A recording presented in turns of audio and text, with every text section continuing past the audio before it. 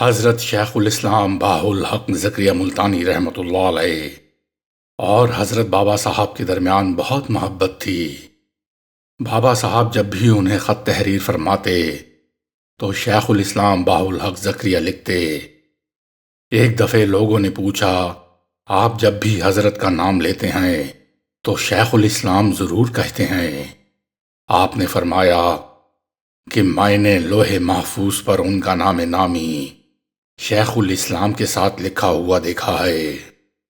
ایک دفعہ حضرت شیخ الاسلام بہاء الدین زکریا ملتانی رحمۃ اللہ علیہ نے بابا صاحب کو خط لکھا جس میں تحریر فرمایا تھا کہ میرے اور تمہارے درمیان عشق بازی ہے۔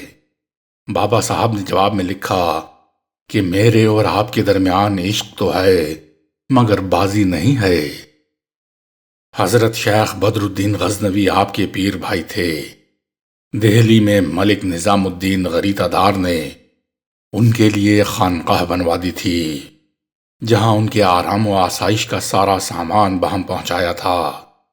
ایک دفعہ ملک نظام الدین زر کثیر کے غبن میں ماخوذ ہوا جس سے شیخ بدر الدین کے آرام میں بھی خلل پڑنا شروع ہوا۔ ان حالات میں انہوں نے بابا صاحب کی خدمت میں درد بھرا خط لکھا اور سارے حالات بیان کیے اور دعا کی درخواست کی۔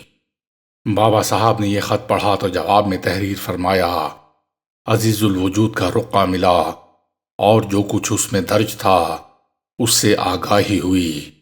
جو کوئی اپنے بزرگوں کی روش پر نہ چلے گا ضرور ہے کہ اسے اس طرح کا مواجرہ پیش آئے اور وہ غم و علم سے دوچار ہوا۔ آخر ہمارے پیران اعظام میں سے کون تھا جس نے اپنے لیے خانقاہ بنوائی اور اس میں جلوس فرمایا؟ ایک روز حضرت بابا صاحب کو سماع کا ذوق ہوا۔ اتفاق سے اس وقت کوئی قوال موجود نہ تھا۔ آپ نے حضرت مولانا بدر الدین اسحاق سے فرمایا کہ وہ خط جو قاضی حمید الدین ناگوری نے بھیجا ہے لاؤ اور سناؤ۔ مولانا کھڑے ہوئے اور خط پڑھنا شروع کیا۔ اس میں حمد و نعت کے بعد تحریر تھا، فقیر حقیر نحیف ضعیف بندائے درویشاں درد و ردائے خاک پائے ایشاں محمد عطا المعروف حمید الدین ناگوری۔ اتنا سننا تھا کہ بابا صاحب پر کیفیت طاری ہو گئی اور مولانا نے خط کی یہ رباعی پڑھی تو بابا صاحب پر وجد طاری ہو گیا۔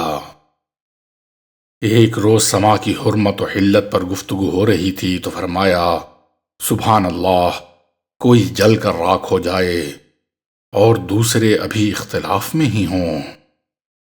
ایک بار فرمایا، سماع انہی لوگوں کے لیے جائز ہے جو اس میں مستغرق ہوں کہ 1,00,000 تلواریں ان کے سر پر ماری جائیں یا 1,000 فرشتے ان کے کان میں کچھ کہیں تو بھی انہیں کچھ خبر نہ ہو۔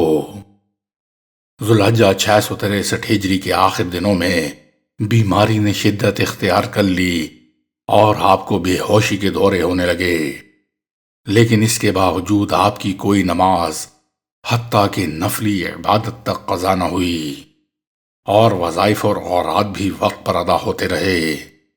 محرم 664 ہجری کی 4 تاریخ کو دہلی سے آپ کے مخلص قدیم سید محمد کرمان پرسش کے احوال کے لیے پاک پتن آئے۔ حضرت بابا صاحب اس وقت حجرے میں مقیم تھے اور دروازہ بند تھا۔ باہر صاحبزادگان اور چند مریدان آپ کی خدمت جانشینی کے متعلق سرگوشیاں کر رہے تھے۔ جیسے ہی ان حضرات نے سید محمد کرمان کو دیکھا تو کہا، اس وقت اندر نہ جانا، حضرت کی طبیعت ناساز ہے۔ سید صاحب باہر بیٹھے سوچتے رہے کہ دہلی سے چل کر آیا ہوں، اگر یہ لوگ مجھے حضور کی قدم بوسی کر لینے دیں تو کیا حرج ہے۔ آخر ان سے ضبط نہ ہو سکا اور وہ حجرے میں داخل ہو گئے اور بابا صاحب کے قدموں پر سر رکھ دیا۔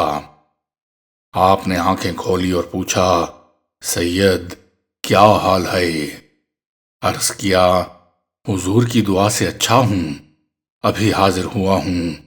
اس کے بعد سید صاحب نے دہلی کے علماء و مشائخ کے سلام عرض کیے۔ آخر میں حضرت خواجہ نظام الدین اولیاء کا سلام عرض کیا۔ جیسے ہی بابا صاحب نے حضرت خواجہ نظام الدین اولیاء کا نام سنا تو خوش ہو کر پوچھا، ان کا کیا حال ہے؟ عرض کی، وہ ہر وقت حضور کی یاد میں رہتے ہیں۔ یہ سن کر بابا صاحب اور خوش ہوئے اور مولانا بدر الدین اسحاق سے فرمایا کہ جو تبرکات مجھے سلسلہ و سلسلہ اپنے حضرت سے پہنچے ہیں وہ نظام الدین محمد بدایونی کا حق ہے، ان کو پہنچا دینا۔ بعد از نماز مغرب آپ کی طبیعت زیادہ خراب ہو گئی۔ عشاء کی نماز آپ نے جماعت سے ادا کی، پھر بے ہوش ہو گئے۔ ہوش میں آنے کے بعد آپ نے سوال کیا، میں نے عشاء کی نماز پڑھ لی ہے؟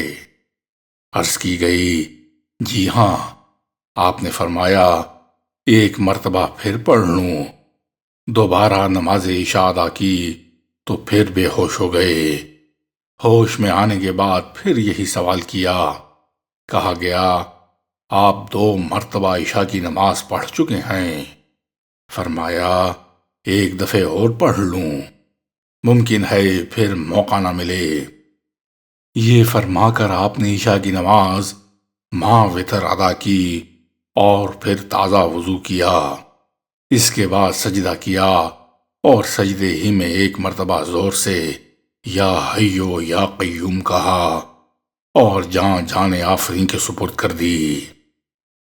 وفات سے چند منٹ پہلے پوچھا، نظام الدین دہلی سے آئے یا نہیں؟ کہا گیا، جی نہیں۔ فرمایا، میں بھی اپنے شیخ کے انتقال کے وقت ان کے پاس موجود نہ تھا، ہانسی میں تھا۔ حضرت خواجہ نظام الدین اولیاء کو اطلاع ہوئی تو پاک پتن آئے اور حضرت بابا صاحب کا مزار شریف تعمیر کرایا، اور اس اہتمام سے کہ ہر اینٹ پر ایک قرآن شریف ختم کیا۔ بابا صاحب کا معمول تھا کہ وہ آنے والوں کی سہولت کے لیے اپنی خانقاہ آدھی رات تک کھلی رکھتے تھے۔ رات کا زیادہ حصہ عبادت میں گزارتے اور سورج طلوع ہونے کے بعد بھی عبادت اور مراقبے میں مشغول رہتے۔ طہارت و صفائی ان کی فطرت ثانیہ تھی۔